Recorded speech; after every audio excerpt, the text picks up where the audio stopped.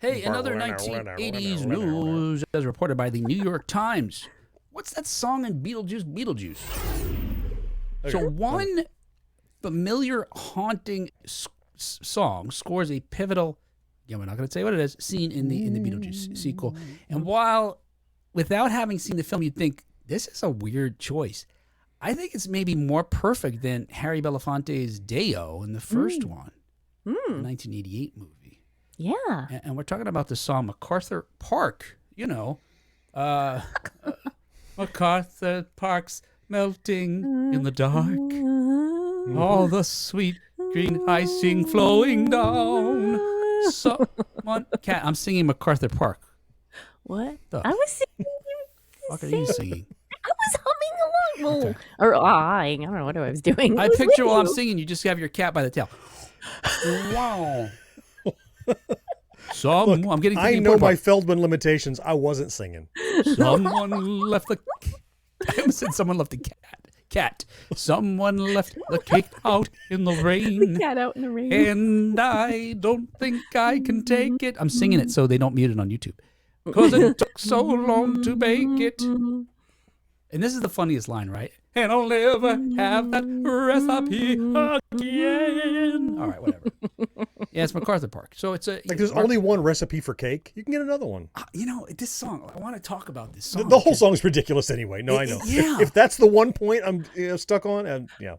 Actually, there's a line about striped pants, which I had never noticed before. Yes. So it's actually cat. It's even more specific than that. All the sweet green icing flowing down. Yes. Yes. All right, again, look, you don't need to know what's happening in the scene, but a lot of these lyrics, they match with the visuals in the film. If you haven't seen it, you can imagine a cake related to Beetlejuice might involve striped pants and green icing, okay? Green I mean, it's not a big stretch. And melting. Perchance. Maybe so. Sure. This song has fascinated me since I was a kid, because we heard it a lot in the 70s. It was on the radio a lot. Yeah.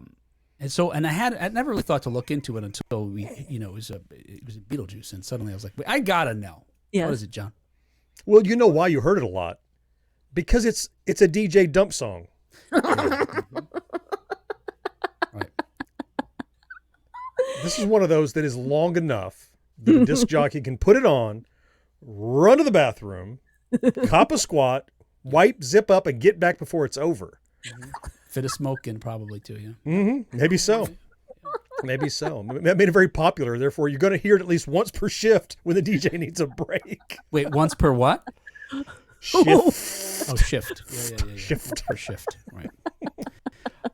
Look, I didn't know this. It was written by the singer-songwriter Jimmy Webb in 1967, and it was actually inspired by a scene he had observed while occasionally visiting Los Angeles' MacArthur Park with his real-life high school sweetheart at the time. So it turns out in the late 60s there, after starring in the big screen adaptation of the Broadway musical Camelot, Richard Harris was really hungry to become a pop star. That's true. And as luck would have it, Harris met Webb at an anti-war fundraiser in Los Angeles in 1967. And he requested that he and Webb work together to make a record. Webb played him 30 potential songs, that could be hits that he believed. But it wasn't until he got to the bottom of the pile and shared with him MacArthur Park that Harris was really inspired.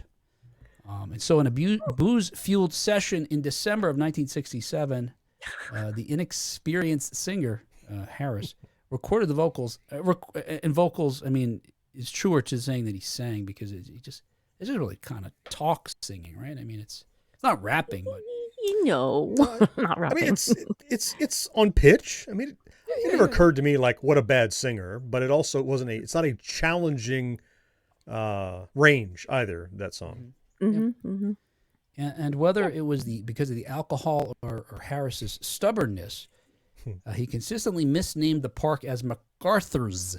Because that's a MacArthur's Park. So when you hear the song, he actually says MacArthur's Park is melting in the dark. It's MacArthur Park. Anyway, it turned out that neither the confounding lyrics nor the running time of 7 minutes and 20 seconds were a barrier to chart success because the song which released ultimately in April of 1968, reached number 2 on the Billboard Hot 100 in the U.S. and number 4 on the British charts. In fact, so good that Webb earned a Grammy in 1969 for Best Arrangement Accompanying a Vocalist. Wow. I don't know if we have that award anymore. Anyway, in addition to giving DJs amount of time to do whatever they want, according to Webb, the Beatles producer George Martin told him that the group let Hey Jude run more than 7 minutes because of this song. Ah, yeah. Hey, if they can do it. Yeah.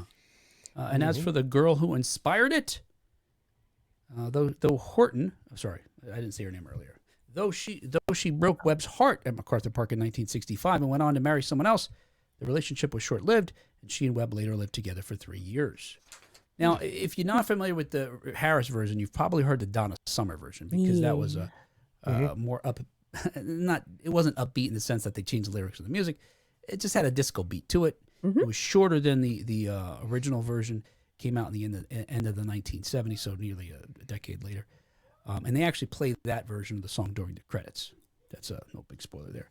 A bunch of people, and actually that song earned her first Grammy nomination. Wow, this song crazy.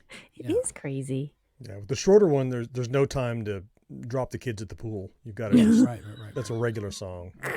Drop the kids. And a lot of people have covered it, and Weird Al parodied. Parrots? Parrot Did you say parrots? Parody did. Something about parrots. Squawk.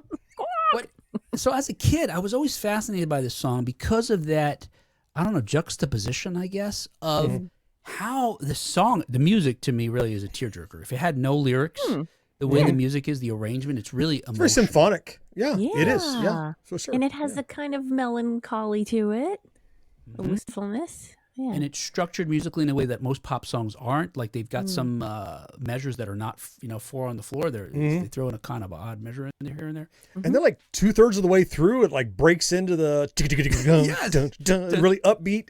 Yeah, the horns kick in, and it's a big deal all of a sudden. Yes, which is also, I'll say, used to effect in the film that we were speaking about. So Yeah.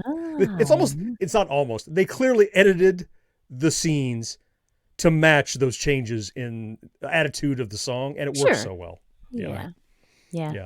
Having a song that quirky lent itself to a quirky sequel. Right. And it's jangly sounding, like in the beginning, like there's a like piano or something happening that it kind of just has like a kind of a weirdness to it, or like a I don't know. It's just quirky sounding, quirky in the beginning. Jangly is the best word I could come up with. Kind of Mr. reminds Bojangly, me. right? Jangly sounding. Squeaky. But as a kid, you can hear the lyrics, so it's just really, I don't know, emotional songs. This guy's really upset about what happened, but the fact that he's singing about a cake and that he'll never have that recipe of me making the cake, it confused me. Like, because I took lyrics literally when I was a kid. I didn't see them as metaphors or poetry. He must really be upset about losing this cake, and it's very bizarre to me. And he's an adult, I was like, what is this, a grown man crying about a cake? This is bizarre. And he lost the recipe. Yeah. Was that left out in the rain too? And the ink ran? Yeah. And even later, when I tried to look for metaphor, I'm like, okay, what does this really mean? Yeah. Like on a verse by verse basis, like you're like, oh, that must mean this. That must stand for loss, or this must stand for whatever. But there's not like a cohesive metaphor throughout the whole song, because it kind of breaks down if you try to make it span the entirety of the song. Yeah. I can't find like a solid metaphor that matches up the whole way through. It kind of jumps lanes a lot if you try to find that kind of meaning in it. Yeah, it's just the chorus that maybe you could derive the most sort of most of a message from. Yeah. Well, according to Webb, the lyrics aren't complicated. Per the liner notes for the Webb sessions, 1968 through 1969, he wrote, quote, I see it as a relatively simple love song with some very sad imagery and about things passing away and never being the same again. I've always been amazed that people find that such a mystery, end quote. And the imagery that's described in there, because there's a lot of different images, including some of the ones that Kat mentioned, Webb told Newsday in 2014 reflects people, objects, and events he really saw at the park while meeting up with his girlfriend. And while Webb said they would eat a cake and leave it in the rain, That imagery is also a metaphor, he says, for, quote, losing a chapter of your life. Huh. Quote. Kind of a Yeah, bummer. now knowing it's about, and I heard him say elsewhere that it was like, I don't know if this is true, but that he and his girlfriend would meet in this park, and then she married someone else in the park, like they had the ceremony in the park. Right? That sounds devastating. Yeah. So I heard a disconnect. He just said those are things he actually saw. And then he said, oh, no, the cake is a metaphor. So did he or did he not see a literal cake in the rain? Because I read it both ways. Mm-hmm. No, he did. He did. He said he did. And then I think he decided to turn it into a symbol for something. Yeah. Genius. No songwriter has ever done that. That's cool. Yes. Like unsurprisingly, I did not think about these lyrics when I was a kid. I was just hearing the song and the music. And this was a moment when we were watching the movie. I was like, whoa, because I just hadn't heard it in a while, and it transported me back to a younger time. I paid so little attention to the lyrics when I was younger that as I was watching the film, I'm like, did they rewrite these lyrics? Mm-hmm. Is that really what it used to say? I mean, it sounds right.